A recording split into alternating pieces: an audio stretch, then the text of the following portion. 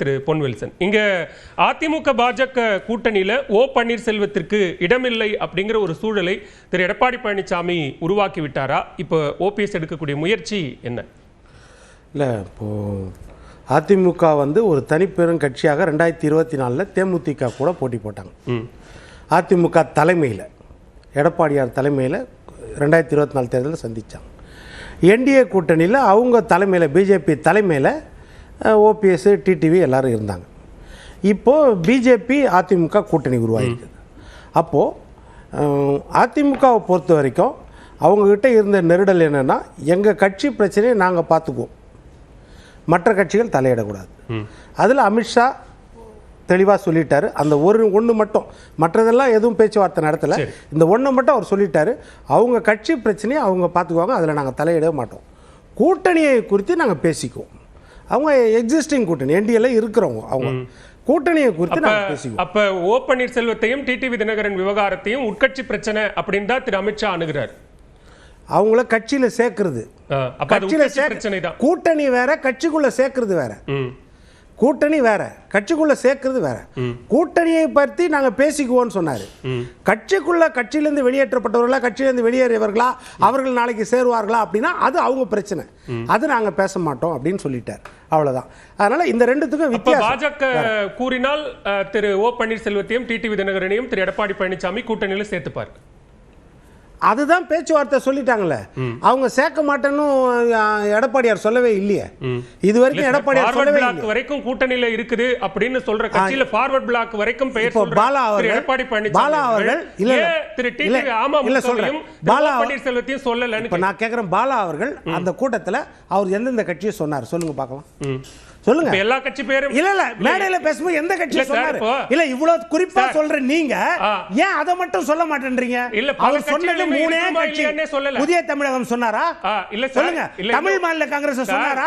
இல்ல நான் கேக்குறேன், அவரு இல்ல அவர் சொன்ன வார்த்தை என்னன்னா, ஒரு யதார்த்தமான வார்த்தை. வாயில ஜான் பாண்டியன் ஒன்னு சொன்னாரு, இன்னொரு பேரை சொன்னார், ஃபார்வர்ட் பிளாக் சொன்னார். தமிழ் மாநில காங்கிரஸ் அடுத்த, அப்ப தமிழ் மாநில காங்கிரஸ் இல்லையா கட்சி கூட்டணியில? இல்ல, அதே கேள்வி கேட்க மாட்டீங்க. அப்படி கூட இந்த பேர் வரலையே. இல்ல, தமிழ் மாநில காங்கிரஸ் வரலையே, அத சொல்லுங்க.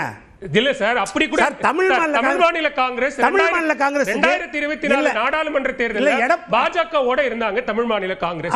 சரி, இப்போ இவங்க எங்க இருந்தாங்க? இவங்க கூட்டணியில இருக்காங்க. சரி, இவங்க எங்க இருந்தாங்க? இல்ல சார், கூட்டணியில இருக்காங்க. சரி, இவங்க எங்க சார் இருந்தாங்க? சரி, இவங்க பாஜக கூட்டணியில ரெண்டையும் ஒரே அளவில பார்க்கணும். நான் என்ன சொல்றேன், ஒரே நிமிஷம் கேள்வி மட்டும் எடுத்துக்கோங்க. நீங்க சொல்ற மாதிரி இன்னும் பாஜகவோட 24 நாடாளுமன்ற தேர்தல் கூட்டணியில் இருந்தவங்க நாங்க இன்னும் பாஜக கூட்டணியில தான் தொடர்றோங்கிறத தமிழ் மாநில காங்கிரஸ் தவிர வேறு சிலர் யாரும் இன்னும் அதிகாரப்பூர்வமா டிக்ளேர் பண்ணல. அதே மாதிரி இந்த பக்கம் அதிமுகவோடு நாடாளுமன்ற தேர்தலில் பயணித்தவர்களும் இன்னும் அதிகாரப்பூர்வமா நாங்க கூட்டணியில தான் பயணிக்கிறோங்கிறத டிக்ளேர் பண்ணல. இதுதான் நிலை. அப்படி இருக்கும்போது ஃபார்வர்ட் பிளாக்கை குறிப்பிடுகிற திரு எடப்பாடி பழனிசாமி ஏன் அமமுக தமிழ் மாநில காங்கிரஸ் குறிப்பிடல? ஏன் சொல்ல கேக்குறேன் நானு, தமிழ் மாநில காங்கிரஸ் ஏன் குறிப்பிடல? அத சொல்லுங்க. தமிழ் மாநில காங்கிரஸ் நாங்க கூட்டணியில இருக்கிறோம் சொல்லிட்டாங்க. அவங்க அதிமுக கூட்டணியில இருக்கிறோம்ட்டாங்க, தலைவரையும் பார்த்துட்டாங்க எடப்பாடியார. அவ்வளவு இருக்கிற அந்த கட்சி ஏன் சொல்லல? அப்போ அதுதானே கேள்வியா வரணும். அதனால என்னன்னா, இது ஏதோ ஒரு வார்த்தையில யதார்த்தமா சொல்ற ஒரு வார்த்தையை எடுத்துட்டு இதுக்கு நம்ம 108 அர்த்தம் கற்பிச்சோம்னா ஒண்ணுமே செய்ய முடியாது. அதனால அவர் அதிகாரப்பூர்வமா சொன்னாரா யாரும் கூட்டணியில கிடையாது அப்படி சொல்லல. திமுகவின் எதிர்ப்பதற்காக எல்லாரும் ஓரணியில் திரள வேண்டும் அப்படின்ற எண்ணத்துல தான் அவர் இருக்காரு. இதை பற்றி அமித்ஷா சொல்லிட்டாரு, நாங்க பேசிக்குவோம், பேசி நாங்க எல்லாருமே எக்ஸிஸ்டிங் கூட்டணி, இதுல யாரையுமே கண்டிஷன் எதுவுமே சொல்லல. இப்போ நம்ம இதை தாண்டி என்ன விவாதிக்கிறோம்னா, ஓபிஎஸ் அவர்கள் இப்போ டிடிவினா கட்சி இருக்குது, ஓபிஎஸ் ஆர்ட்ட கட்சி இல்லையே, அந்த வினா வருவதால் தான் இந்த ஒரு கேள்வி வருது. எப்படின்னா, அவருக்கு கட்சி இருக்குதா, அதாவது போராட்டங்கள் வேற, உரிமை மீட்பு வேற, அது வேற விஷயம். ஆனால் எக்ஸிஸ்டிங் சமயத்துல கட்சி இல்லாத அதிமுக காரன் தான், அது என்னோட ரத்தத்துல இருக்கிற ஒண்ணு. அது நான் அதிமுக காரன் தான், நான் சொந்தமா போய் தனி கட்சி ஆரம்பிக்க போறது இல்ல, வேற எந்த கட்சியிலும் போய் சேர போறது இல்ல, நான் அதிமுக காரன் அப்படிங்கறதுல ரொம்ப தெளிவா இருக்கிறேன்னு இன்னைக்கும் திரு ஓ பன்னீர்செல்வம் சொல்றாரு. ஆமா, அதுதான், அது அவர் விருப்பம் சார். நான் என்ன சொல்றேன், அது அவர் விருப்பம். அவர் அந்த போராட்டத்தை அவர் போராடிட்டு இருக்காரு, இல்லைன்னு சொல்லல. தேர்தலை சந்திப்பதற்கு என்ன வியூகம்? இப்போ 4ஆம் தேதி நான் எல்லாத்தையுமே சொல்ல போறேன்னாரு. நீங்க என்ன விரும்புறீங்களோ அதெல்லாம் சேர்த்து சொல்ல போறேன்னு சொல்லிட்டார்.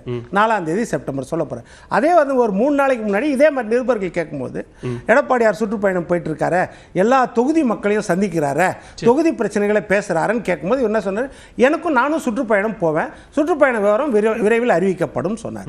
சொன்னாரா இல்லையா? அப்போ அவரும் சுற்றுப்பயணம், ஏன்னா அவரும் ஒரு கட்சி, அவரும் சுற்றுப்பயணம் போவார், அவரும் வந்து கட்சியோட நிலைப்பாடு அறிவிப்பார், அது அவருடைய உரிமை. அதாவது கட்சிக்குள்ள சேருதா இல்லையான்றது இது வந்து வேற விஷயம். ஆனா இப்ப தேர்தலை சந்திக்கும் போது ஒரு பொது நோக்கம், திமுகவை வீட்டுக்கு அனுப்ப வேண்டும், திமுக எதிரி. அப்போ களம்னு இருந்தால்தான் நம்ம போராட முடியும், களமே இல்லைன்னா நம்ம போராட முடியாது. அப்போ அந்த களத்துல ஒரு பொது எதிரி இருக்கிறார், இந்த எண்ணத்துல எல்லாரும் சேரணும்னு அமித்ஷாவும் விரும்புறார். சரி, அது எந்த விதத்துல சேர போறாங்க, எந்த வடிவத்துல சேர போறாங்கன்றத கேள்விக்குறியா. சரி, ஓகே, பேசுவோம். திருப்பிரியன், இங்க கூட்டணியில அவங்க இல்லைன்னு எந்த இடத்திலும் திரு எடப்பாடி பழனிசாமி மறுக்கல. ஆனா அதே நேரத்தில் திரு ஓ பன்னீர்செல்வம் நான் எந்த நிபந்தனையும் இல்லாமல் அதிமுகவில் இணைய தயார் அப்படின்ற ஒரு இடத்துக்கு வந்துட்டார். அது இன்னைக்கு இல்ல, நீண்ட காலமாகவே அந்த சமரசத்திற்கு அவர் தயாராகத்தான் இருக்கிறார் அப்படின்னு சொல்லும்போது இந்த ஆலோசனை, இந்த மாநாடு, விஜய்க்கான ஒரு ஆதரவு நிலைப்பாடு, இதெல்லாம் எதற்காக, என்ன சிக்னிஃபிகன்ட் பண்ணணும்னு திரு ஓபிஎஸ் எதிர்பார்க்குறேன்? ஓபிஎஸை பொறுத்த மட்டும் ஒரு ஒற்றுமைக்கான குரலை முதல்லேருந்து கொடுத்துன்னு தான் இருக்காரு. அது ஒரு கை ஓசையாகவே இருக்காது. இந்த பக்கத்துலேருந்து ரெஸ்பான்ஸ் இல்லை. இபிஎஸ் வந்து அதை கண்டுக்க மாட்டேங்கிறாரு. கட்சி பிளவே இல்லைன்றாங்க. இபிஎஸ் தரப்பில் கேட்டால் யாரும் பிரிஞ்சு போல கட்சி ஒற்றுமையாக வலிமையாக இருக்குன்றாங்க. பட் கடந்த பார்லிமெண்ட் தேர்தலாகட்டும், அதுக்கு முந்தின அசம்பிளி தேர்தலாகட்டும், அதிமுக வலிமை எழுந்திருக்கின்றதுக்கு நிறைய டேட்டாலாம் இருக்குது. அந்த திருப்பி சொல்ல வேண்டிய அவசியம் இல்லை. அது கேட்டால் திமுக ஆட்சியில் நடக்கலையான்னு ஒரு விஷயத்தை எடுப்பாங்க. நம்ம அதிமுகவை பற்றி பேசிகிட்டு இருக்கோம். ஸோ அதனால் வந்து அது வீக்காக இருக்குது. அது வீக்காக இருக்கிறதுனால வந்து அதை பலப்படுத்த வேண்டிய அவசியம் இருக்குது. திமுகவை வீழ்த்துவதற்கு எதிர்க்கட்சிகள் ஒருங்கிணையணும் இல்லை, முதல்ல அதிமுகவை ஒருங்கிணைங்க முதல்ல. ஏன்னா மக்கள் பார்வையில் அதிமுக ஒருங்கிணைஞ்சால் அந்த பெர்செப்ஷன் ரேஞ்சில் மக்களுக்கு ஒரு நம்பிக்கை வரும் அதிமுக பேரில். அது இல்லாத போது சவுத்துலேயோ டெல்டாலேயோ நீங்கள் ரொம்ப மோசமாக தோல்வியை சந்திக்க வேண்டியிருக்கும். அதான் அடிப்படையான விஷயம்.